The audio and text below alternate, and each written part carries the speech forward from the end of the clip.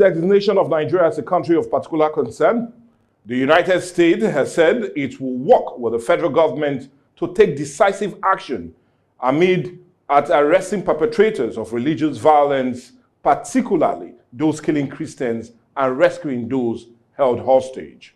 The chairman of the United States Committee on International Religious Freedom, we're talking about Vicky Hasler, whose recommendation led to President Donald Trump to blacklist Nigeria as a violator of religious freedom, disclosed this while welcoming the United States leader's decision.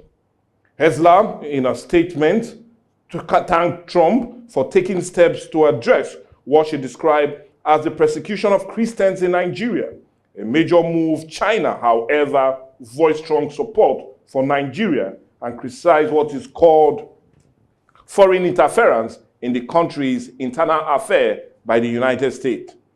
Now, as part of its response to Nigerian-led violation of the United States, Congress is considering a bill that will impose severe sanctions on state governors, public officials, and non-state actors involved in enforcing the Sharia penal code.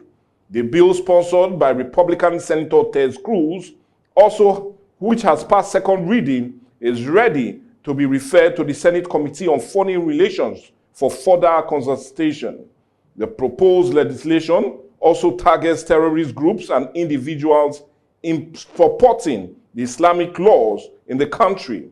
Now, since President Trump's declaration of Nigeria as a country of particular concern, there have been heightened tension between both nations and a growing call for the federal government to be diplomatic rather than confrontational in dealing with the U.S. But more call has also been made to the federal government to do more as it concerns securing the life and properties of every Nigerian, irrespective of its faith. But how can this be done is what will take center stage on the show today. And that's we're talking about federal government dealing with the issue of securing lives and properties of every Nigerian. And that is what we are having as a major discourse today on Dialogue. We're talking about the federal government dealing with the issues of securing the life and properties of every Nigerian, irrespective of their faith. Anyway, to help us talk about this, as indeed it concerns security, we have no other person but a security expert joining us all the way from Asaba. And we're talking of no other person but Mr. Omojefe Edafe. Good morning and welcome to the show. Good morning, Margaret. Good morning. Nice to have you on the show. Now, let's quickly go to it. I want your reaction as it concerns what President Donald Trump said in designating Nigeria as a country of particular concern. Like I said, this is not the first time he's doing it. Rather, this will be the second time. When he first came into power, he designated Nigeria as a country of particular concern in 2020, and now doing it again in 2025. What's your reaction as it concerns that? Do you feel he's right to do so, or do you feel, well, maybe he has other motive in ensuring, or rather labeling Nigeria as a country of particular concern? Now, thank you very much, Mike. And sincerely, I think that they're very, very interesting times for Nigeria. And I want to sincerely believe that Nigerians will take advantage of what is happening. And to me, is a welcome development, not basically because I think there's a genocide against Christians, but it's a wake-up call to all various stakeholders to be able to fundamentally handle and look at the critical questions, the Nigeria questions. How do we go about our laws? How do we go things to be done? We're in a global world, Mike. We are in a global world wherein, for instance, out there on it, so you're not going to blame Trump. Trump he's a president of one of the greatest countries in the world, and they have access to these information that we have, or we don't even have that here, and this thing has the laws of Nigeria. Basically, we're supposed to have the Constitution of the Federal Republic passes every other law, and you understand that there have been other conflicting laws, probably the Sharia law that has been in conflict with the Constitution of the Federal Republic, and which one supersedes the other. You understand that in Nigeria now, a lot of things are happening that the global community is aware of. So for Donald Trump, I think sincerely, I may not support him holistically, but I think that what he is doing is a wake-up call to Nigerians for us to be able to stem and handle issues that needs to be discussed. Anyway, I feel, yes, you feel he's in order in doing that. Now, President Donald Trump said he's most likely going to attack them in a very vicious manner. And there's every indication that, yes, undermine he made that statement, he's now going to have a legislative backing, especially from the legislative arm of the United States, because we do know that a bill has recently been sponsored by Senator Ted Cruz, and the bill is called Nigerian Religious Freedom Accountability Act of 2025, with draft number 2X2747, which is most likely going to give him more legislative backing in really coming to attack those terrorists in Nigeria. But my direct question will be, if the Nigerian government does not do anything, do you see him really going ahead with what he said he would do? Are you going, being a security expert, do you feel President Trump will indeed attack those persons that he would or is planning to attack in Nigeria? I don't think so. I don't think he's going to do that. I think he wants to reach out to the Federal Republic of Nigeria so they can sit up, send a message to the Federal Republic, the president and the CEC and the entire government to sit up and to be able to strategize. I think it's time the president himself sets up a high diplomatic envoy to dialogue with the. Can you hear me? You can hear me. Yeah, go ahead. I think we can hear you. the Federal Republic of Nigeria needs to set up. They need to a high-powered diplomatic commission to the government of the United States of America and basically be able to like tell him your help. We need your assistance in this area, and so that we'll be able to curtail and check the SSCs, the elements who are hell bent on destroying this country, a God-given country that God gave to us, that was supposed to be a wonderful place of abode. But unfortunately, Nigerians are becoming body bags are finding ourselves in body. Nigerians are finding themselves in body bags by the day. Even as we're talking, there are still killings going on there in the middle of denying whatever is happening. The American government and tell them, okay, we deserve your help. Come and help us and assist us. That's my take. If you feel he's not going to attack, now let's look at Article 4, subsection, or rather Article 2, subsection 1 and 4 and 7 of the United States Charter that gives every country every right to choose what they want, as in religion, economy, even in faith. Now, with that very article, we know the Republic of China came out yesterday to in every way criticize Donald Trump for taking that threat to Nigeria. Now, do you see China coming in and also helping to defuse the situation? Or do you feel the United States will even listen to China not to do what they plan to do? It's just a question. A congressman yesterday replied the Chinese government and told them, you have no right to dictate American policy. Our foreign policies are strictly foreign. You have no right to dictate. So you understand that is not even a problem. China is doing what they think is right, because if you have a debtor, and somebody is trying to destroy the man, you will want to preserve the debtor so it doesn't die and debts can be met. So I think that what China is doing is to kind of preserve, and articulate their resources so they don't get lost out. I understand what China is doing, nothing, but at the same time, America will not listen to China. I needed to laugh because it says the Chinese government is trying to see how they can secure their debtor, and knowing that Nigeria is owing a whole lot to the Republic of China. But let's leave that and come to another major speculation. Now, there's this growing speculation that the United States is putting a threat on Nigeria because they want to put their military base right here in Nigeria. And somebody that is even raising that speculation more is no other person but Lieutenant General Abdulrahman Dambaza, retired. He's a former chief of army staff and ex-minister of interior. Now, I want your reaction to that. Do you feel America is trying to put a pressure on us, all in a bid to establish their military base here in Nigeria after they are exiting in Niger and other part of the continent? Let me tell you one of the reasons why Donald Trump did what he did in 2019. Let me go back to the basics, right?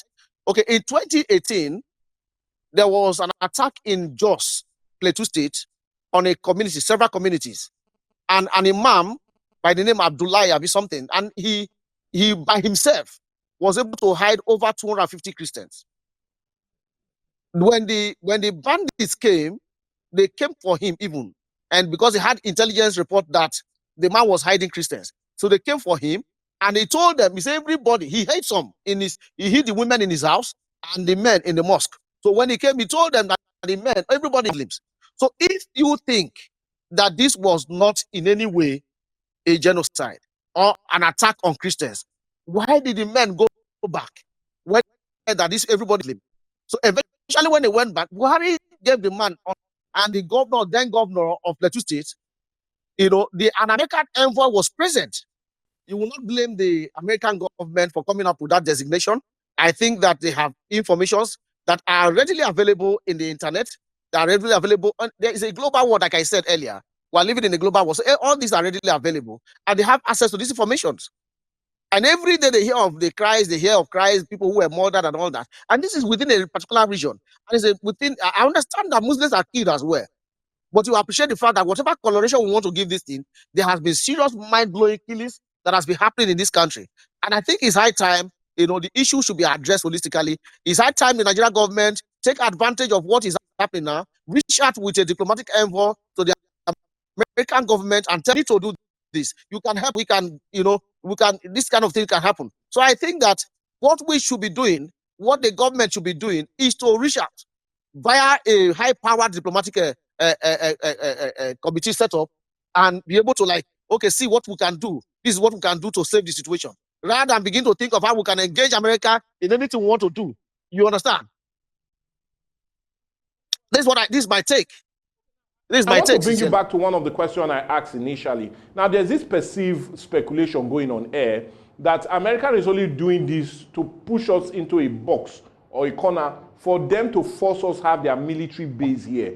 Like I said, no other person but ex-military chief, Lieutenant General Abdurrahman Dambaza, the ex-interior minister and minister of security, has said so. Do you feel that's the case here, that they want to box us into a corner to have their military base here, knowing that they've exited Niger and other part of the continent? Let's have your view on that.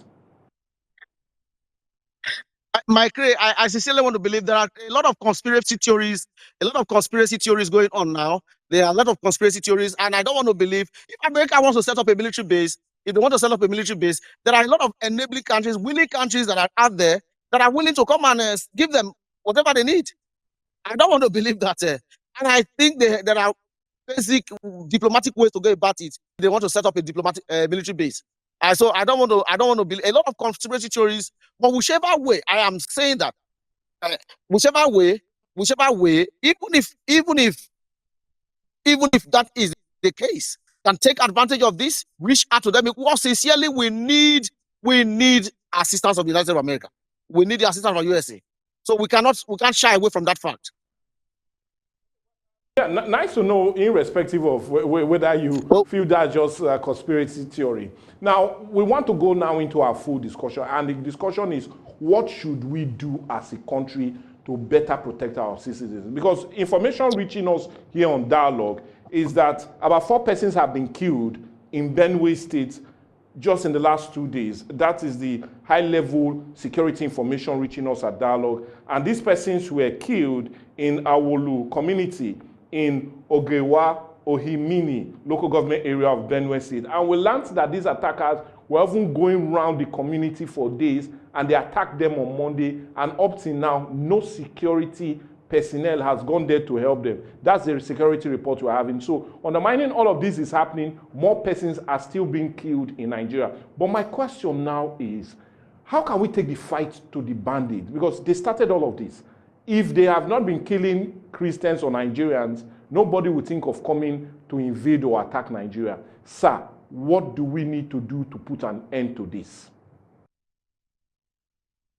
Like sincerely, what we think we need to, like I've always said on this platform, we need to be more proactive. We need to do the things that are expected of us, and we to take away and make sure that those who are saddled with responsibility of governance, those who are the end users of intelligence should be more decisive, and they should endeavor to they should have the political willpower to do what they ought to do. Because like I said, there was some time there was a report, doing that Yalewa killing in Benue State. The truth, there was an American body that said they had intelligence to the fact that there was going to be an attack, attack of this nature, and they reached out to the Nigerian government and they told us, okay, this is going to take place, this is going to happen within this specified time, and they even gave them 5 hours notice. And unfortunately, there was even Nigerian army presence within the radius of about less than a 100 kilometers that would have been able to access the place in less than an hour. But unfortunately, they did nothing. And the American government are aware that these are things that ought to have been done, and there is more that has to be done. So we need to be proactive. Like I said, we need to have the political willpower. We need to be proactive to be able to handle all these excesses. That's what I think, sir. And I know that it is doable. It is not something that is undoable. It's doable. It's the government to become more serious and more proactive. We should be decisive in our actions. That's what I think.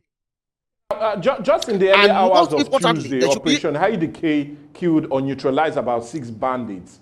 And as they were trying to repel Yes. some of these bandits really attacking Malam Foturi area of Borno State.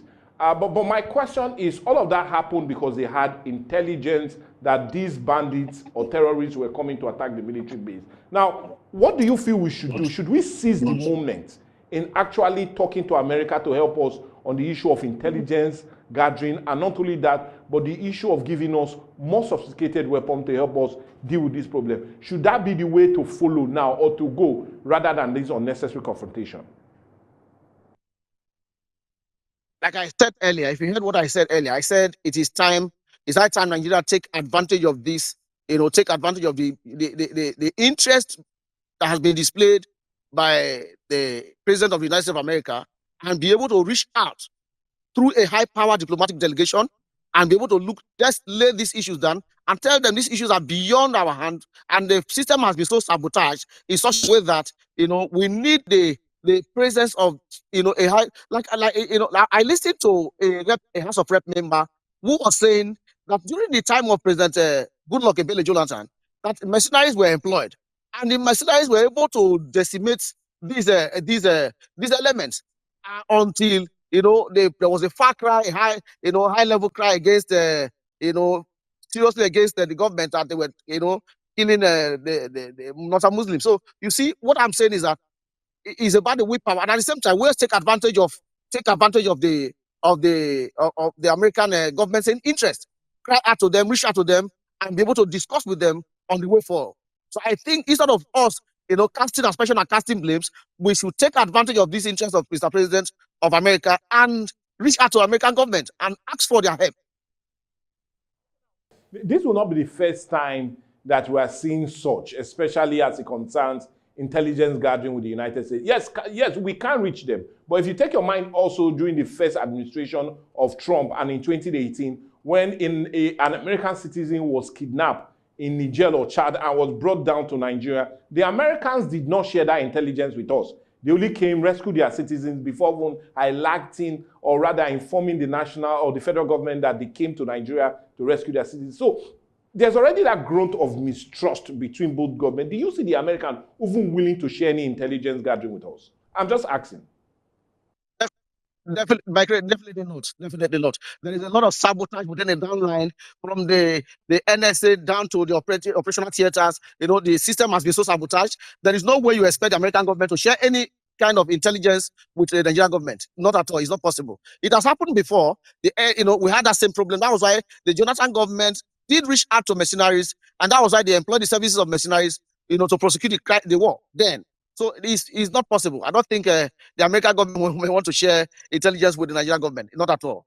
I don't think so. They wouldn't want to do that, because there's a lot of sabotage so we within are the line. most likely not going to have them cooperate with us. So will be there any need for us going out to reach out to them? Is a question. When you feel they will not in every way want to work with us. There is a need to reach out to them. They can, if they don't give us, if they don't share intelligence, they will give us the technical manpower. They give us the technical abilities, the technical manpower to handle whatever. So we can make a case. That's what I'm saying. Let it be high-powered delegates, high diplomatic power that involves elder statesmen and all that can come together, and seasoned and well recognized and seasoned administrators in the theater, the operational theater of battle, that can handle this discussion. Not just basically the politicians we see, day-to-day politicians. Mr. President should reach out to critical stakeholders so that we can have these things sorted out by the American government. There's also this growing call that this is beyond something that military might will crush. And there's this growing call for, like you said, a critical security summit, and for us to come on board. And one of such calls is being loud, especially by Sheikh Gumi, saying that this is not time to kill the bandits, that if the Americans attack the bandits, it will be more violent for Nigerians, that negotiations should be. So I just want you to help us, as a security expert, should that be the route or the route for us to follow? Let's understand, is dialogue going to solve anything? Is a roundtable discussion going to put an end to this? Or do you feel a military force, military might will end all of this? Let's talk. Michael, is very embarrassing for Nigeria, a country as great as Nigeria, to be saying we should be dialoguing. The last time I saw a video clip of would-be bandits who came to dialogue with the government. I saw them bearing arms and they were wearing military camouflage and all that. And I felt very, very embarrassed and scandalized. This is not acceptable. This is not done anywhere in the world where you see people who came, they came to show us force. You know, that's what we call a show of force in the military. You know, that's what they came to do. They came to show us all their brandings, their GPMGs, all the wonderful GPRGs. They came, you know, to show us and tell us that they were prepared, you know, and they're not a ragtag army that we think they are. So I think sincerely, Gumi is not busy. In the words of former CDS, General Musa and Christopher Musa, he said something. He said, "I've been in the theater. I've been in the operation theater for a very long time. These men eat their words. They always go back on their words. You don't dialogue with them. You don't dialogue with these elements. And that's what I think it is. You don't dialogue with them because they're going to definitely eat their words. We should be decisive. And I think what the American government is saying is a true thing. You know, like what Jonathan did. If in the words of that House of Rep member, he said they were almost decimating them. They were almost at, and what he said, they were less than 50. The mercenaries that came were less than 50. And they were almost, we said, were very precise. Their precision level was 100%. He said, you see them sit down somewhere with laptops and they're able to show, you know, because there are satellite views of all this. I've always said this. Let's go digital. This is not a time to begin to be, you know, carry your conventional armed forces, because we're fighting a guerrilla warfare. And it's not, you don't use a conventional military to fight it. You know, we need to be decisive, go digital and be able to come up with strategies that, you know, let's change our strategic policies. Let's change our, so the tactical information will be different. When the strategic policies are changed, the tactical formations will be different. And you see, it will not come down. And that down line of from the man who started with the affairs of handling the security down to the theater operators, you now eliminate all that. When you eliminate it, you are taking away saboteurs that are within the same line. You know, so you now see there is a different thing that is operational now. It's just between the end user and the operational theater. And that's all. So we take away that saboteurs within the line, and those bottlenecks, those bureaucracies are gone, and they don't have information that they have access to. And you decimate them. This is what is done globally. We're still talking about the issue of security and how the federal government can better secure the lives of properties of Nigerians to in every way avert that impending strike being promised by President Donald Trump on account of the killings of large number of Christians.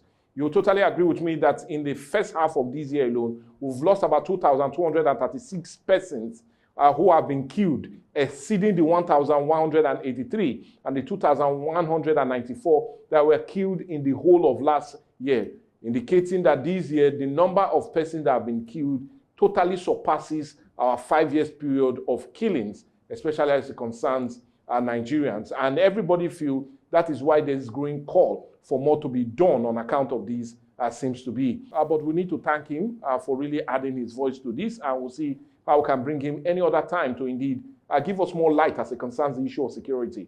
But you know, it can never be complete if we do not have your reactions, comment, and also contribution. Hence, I will be telling you to drop those reactions on our different social media platforms, our Facebook page, on Instagram, as much as you can also send it to every other social media platform that is already on your screen. Let's have your comments as it concerns this growing tension that has arose on account of the threat coming from President Donald Trump, saying that he would definitely indeed strike, and he said viciously, those marauding criminals that are killing Christians in large number in Nigeria. Let's have all of those reactions from you guys, and truly we appreciate them.